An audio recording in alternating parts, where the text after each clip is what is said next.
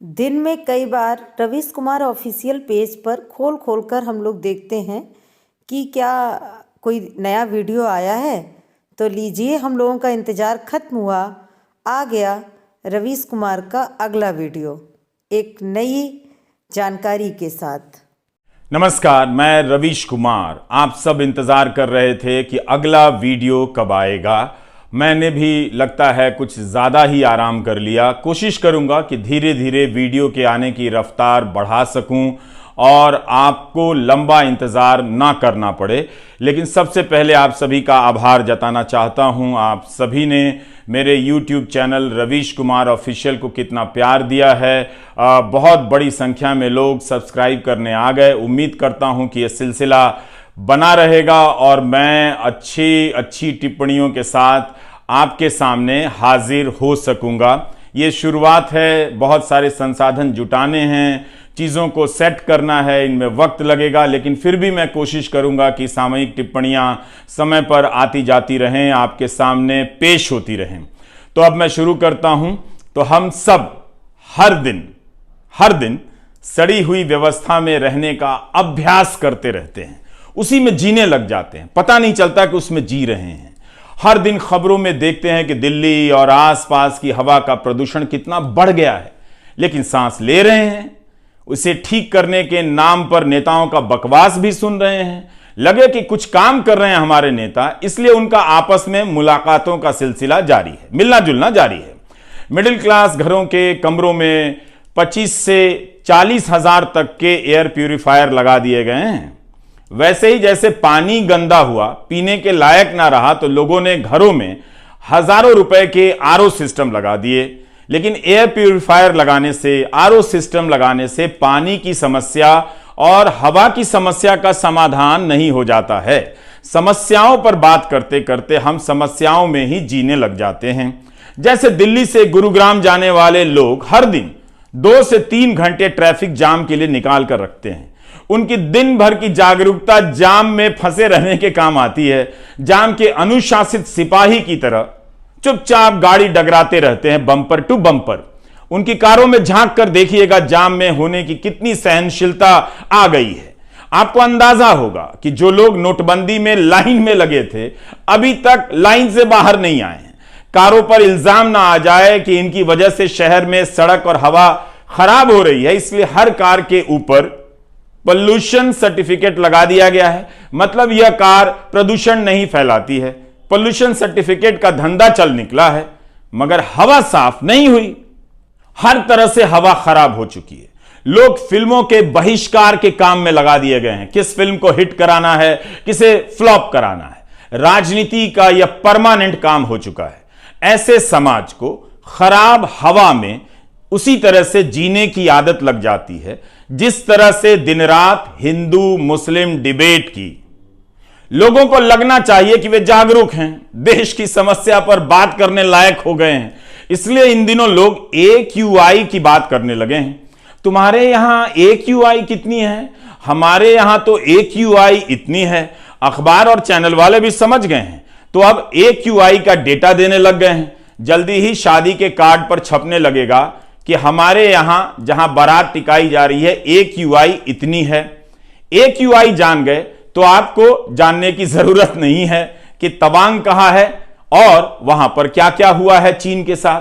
बंदे को बाहर तो जाना है, मगर AQI ऐसे चेक करेगा इन दिनों जैसे अभी प्लान कैंसिल करने वाला हो कि नहीं जाएंगे। सरकारों को पता चल गया है कि जनता AQI की बात करने लगी है, तो कुछ चौराहों पर फव्वारे लगा दिए गए हैं, ऐसी मशीनें लगा दी गई, हवा की धुलाई हो रही है। इसे देखकर आप संतोष कर लेते हैं कि सरकार कुछ तो कर रही है। इन मशीनों का उद्घाटन होता है, उद्घाटन की तस्वीरों का प्रकाशन होता है। यह एक प्रमुख राजनीतिक कर्तव्य बन गया है। सभी को पता है कि राजनीति की हवा खराब हो चुकी है, लेकिन कहते हैं इसका विकल्प क्या है? विकल्प के नहीं होने पर गहरी सांस छोड़कर जहरीली हवा में सांस लेने लग जाते हैं। अपने अपने घर में एयर प्यूरिफायर लगा देने से लोकतंत्र की हवा या शहर की हवा साफ नहीं होती है। अपने आप को ठीक से समझिए। आप हर दिन जाम में रहने, सड़ी हवा में सांस लेने का अभ्यास करते जा रहे हैं। गलत हो रहा है, मगर उसी गलत में जीते जा रहे हैं।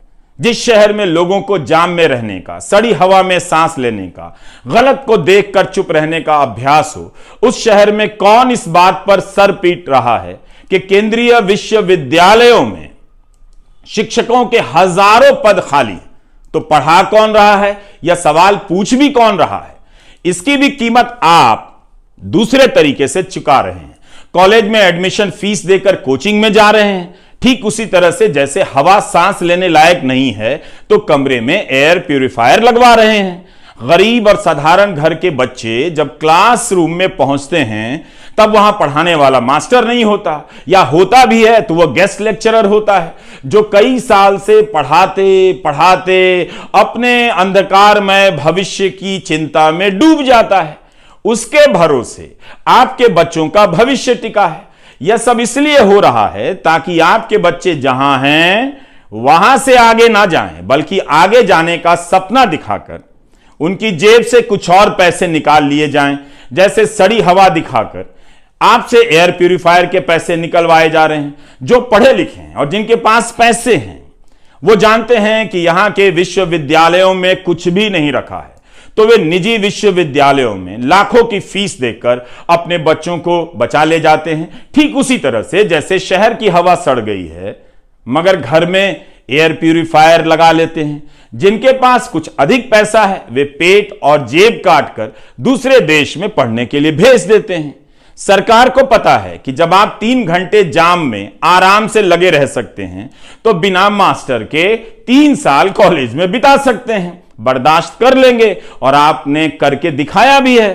केंद्रीय विश्वविद्यालयों, IIT, IIM जैसे संस्थानों में शिक्षकों के 11,000 से अधिक पद खाली हैं, लेकिन देश का काम चल रहा है। यह संसद में सरकार का जवाब है। अब इनमें से केंद्रीय विश्वविद्यालयों को अलग कर दें तो 45 केंद्रीय विश्वविद्यालयों में professor, associate professor, assistant professor के 6,180 पद खाली हैं।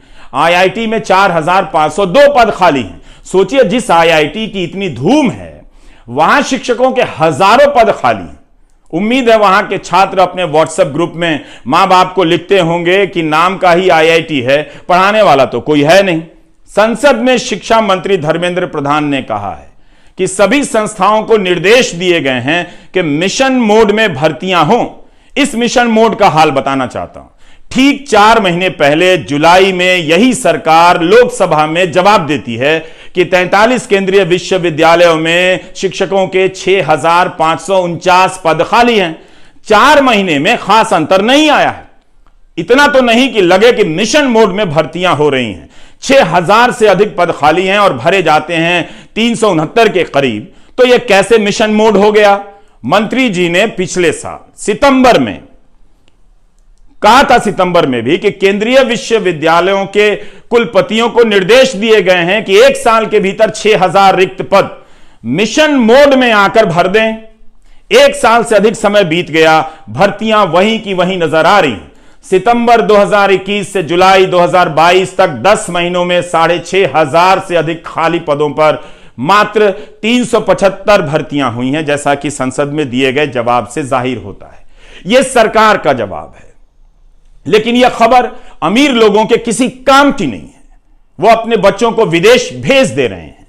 आपके बच्चों का क्या होगा, यह खबर आपके काम की है। थोड़ा फ्लैशबैक में ले जाता हूं पीछे। खाली पदों को भरने की हुंकार 2017 में भी मोदी सरकार के एक मंत्री ने भरी। फरवरी 2017 में राज्यसभा में तत्कालीन शिक्षा मंत्री प्रकाश जावड़ेकर ने कहा कि 2017 के साल में यूनिवर्सिटी के अधिकांश खाली पद भर दिए जाएंगे। यह भी कहा कि वे महीने के हिसाब से, मंथली बेसिस पर इन भर्तियों की निगरानी कर रहे हैं। रिजल्ट क्या निकला आप देख रहे हैं। आज IIT, IIM और 45 केंद्रीय विश्वविद्यालयों में खाली पदों की संख्या 11,000 पहुंच गई है। तब मंत्री ने बताया था, तब 2017 में 1 अक्टूबर 2016 को केंद्रीय विश्वविद्यालयों में खाली पदों की संख्या 6,080 थी। तब मंजूर पदों की संख्या 17,006 बताई गई। अब तो मंजूर पदों की संख्या भी बढ़ गई है, 18,969। मगर खाली पदों के भरने में कोई बहुत बड़ा बदलाव नजर नहीं आता। उस साल जावड़ेकर ने कह दिया पिछली सरकार के दौरान 6-7 साल भर्तियां नहीं हुई, इसलिए खाली पदों का बैकलॉग जमा हो गया है। मगर मोदी सरकार के 8 साल बीत जाने के बाद भी हाल वही नजर क्यों आता है? पिछले 5 साल का दोष गिना रहे थे, क्या अब 8 साल का हिसाब देंगे? आपसे मांगा जाए, कौन मांगेगा? तो यह मिशन मोड में भर्ती, मंथली बेसिस पर निगरानी, इन सब के बाद केंद्रीय विश्वविद्यालयों की यह हालत है। मोदी सरकार के 8 साल गुजर गए, विश्वविद्यालयों में खाली पदों के कारण कितने साल तक, कितने हजार छात्रों को बिना शिक्षकों के पास होना पड़ा, या गेस्ट लेक्चरर से काम चलाकर यूनिवर्सिटी ने एक अच्छे प्रोफेसर के बनने की भी संभावना हमेशा हमेशा के लिए समाप्त कर दी? इस पर बहस कीजिए। जिले के कॉलेज में अपने मां बाप को लेकर जाइए, दिखाइए कि पढ़ाई के नाम पर वहां क्या होता है, क्यों आप पढ़ाई में आगे नहीं निकल पा रहे हैं, जबकि आप करना चाहते हैं, आगे निकलना चाहते हैं। आप पीछे रह जाएं, इसलिए इन मामलों में धीमी गति से चला जाता है, आश्वासन दिया जाता है, देते ही रह जाते हैं, भर्तियां नहीं होती हैं। अपने जिले के कॉलेजों का हाल ईमानदारी से देखिए, लिखिए, सांसदों को बुलाइए, उनसे बात कीजिए। कोई इन सवालों पर नहीं आता है, क्योंकि इन पर बात करते हुए आपकी सांसें तेज नहीं होती हैं, सीना नहीं फूलता है, वीडियो वायरल नहीं होता है। अगर यूट्यूबर अपने अपने जिलों के कॉलेजों का हाल बताने लग जाएं तो समाज और सरकार के सामने खस्ता शिक्षा व्यवस्था का विशाल फीडबैक तैयार हो जाएगा। समाज में बातें होने लगेंगी कि युवाओं के एक बड़े वर्ग को किस तरह बर्बाद किया जा रहा है। एक समाचार यह भी है कि गाजियाबाद पुलिस ने 8वीं और 10वीं पास कई छात्रों को गिरफ्तार किया है। ये क्या कर रहे थे? ये अमेरिका के 500 लोगों से 200 करोड़ की ठगी की है इन्होंने, ऐसा आरोप है। तो याद रखिएगा, जब आप अच्छे कॉलेज की बात करेंगे तो नेता हिंदी की बात करेंगे कि हिंदी में पढ़ाई होनी चाहिए, हम उसमें लगे हुए हैं। हिंदी के नाम पर आपके सीने में गैस भर देंगे और अपने बच्चों को अंग्रेजी में पढ़ाने के लिए विदेश भेज देंगे। तो रवीश कुमार ऑफिशियल को सब्सक्राइब करते रहिए और बेसिक मुद्दों की तरफ लौटते रहिए। नमस्कार, मैं रवीश कुमार।